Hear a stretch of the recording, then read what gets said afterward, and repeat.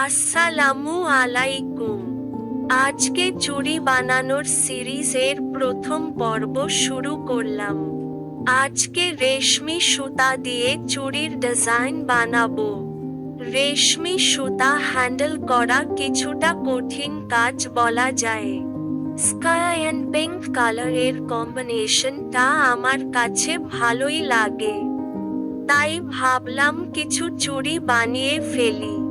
আমার চুড়ি নিয়ে নতুন সিরিজের বাকি পর্বগুলো দেখার জন্য আমার পেজ, চ্যানেল ফলো দিয়ে সাথে থাকবেন।